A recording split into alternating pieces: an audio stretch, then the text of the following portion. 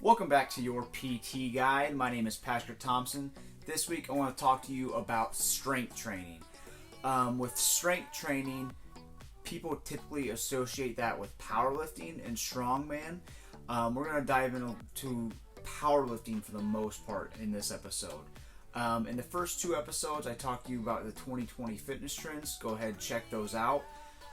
It'll give you some insight on what type of exercise modes you should be doing. So strength training. When it comes to strength training, people always want to associate that with the powerlifting or the bodybuilding criteria. So with strength training, if you want to get stronger, you don't necessarily need to lift heavy every single time. The last couple years, I've been following the guidance of Daniel Bell. He's the #1 powerlifter in the world, strongest of all time. Probably going to break multi-ply record, single ply maybe. Who knows? Doesn't matter.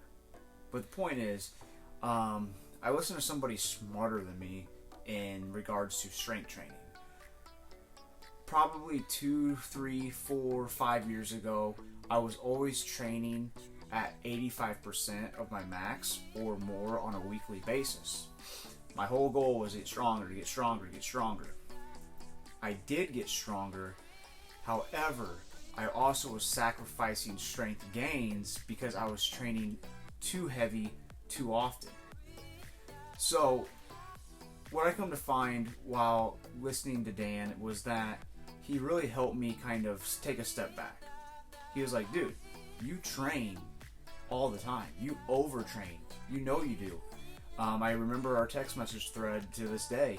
He was like, you and I both know you overtrain. And I was just like, you're right. I did overtrain. I don't anymore.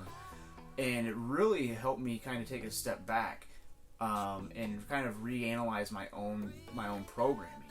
Now, I don't train every day. I actually train only 3 or 4 days a week. It sounds crazy as a personal trainer, as a coach for others, saying, oh, you only work out 3 or 4 days? Yeah, because my body can't take it to where I'm training 6 or 7 days a week.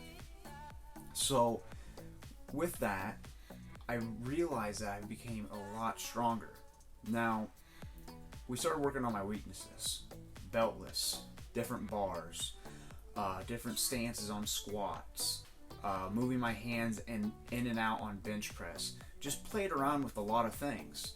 The few things that I want you to take away from this video that I really learned that I think can help just about anybody is to squat without knee wraps, squat without a belt, deadlift without a belt, and when it comes to deadlifts, change your stance up. If you're a sumo puller, pull conventional for a month. If you're a conventional puller, pull sumo for a month. Change it up just a little bit, time and time again, so then that way you can adapt in a different way.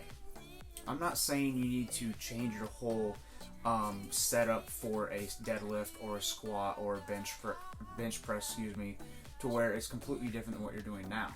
But take a step back, analyze your weaknesses. What is it that you're weak at, and focus on them. Give you an example. I have been doing a block program for the last couple months.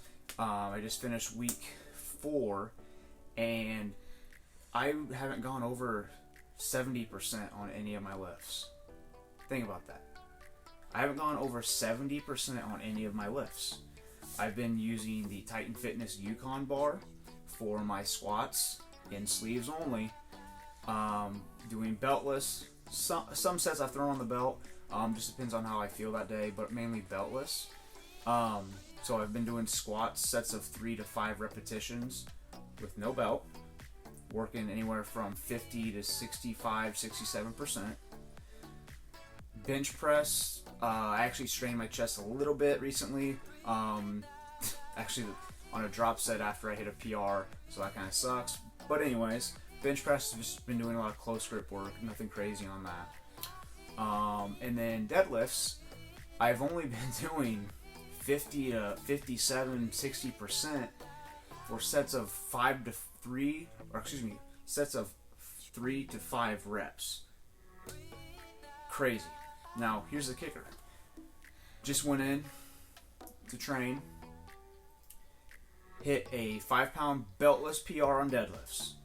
Now, remember, I have not trained over 70% of my max lifts in the last month. And I just hit a 5-pound beltless PR. That's pretty big. And that 5-pound beltless PR is only 15 pounds off my all-time max. So what that tells me, not only as an athlete but as a coach, is that if you take a step back, you got the big picture, right? Analyze the small points that you overlook, because those small points or those small blocks, they fit into the foundation, and that's what makes you grow and makes you stronger overall. With that being said, again, do the foundational work, and when you go to test your max again, you're gonna hit a PR. I guarantee it. I didn't expect to go in and hit a PR, and I hit a 5-pound PR. If you're looking for a all-natural, top-of-the-line pre-workout, head over to neverbeenstronger.com or head over to Amazon. Right now we are offering 20% off on your order of a pre-workout or a protein. If you want to stack them up, save that little extra money, go right ahead. Links below here in the comment section. Thanks for watching.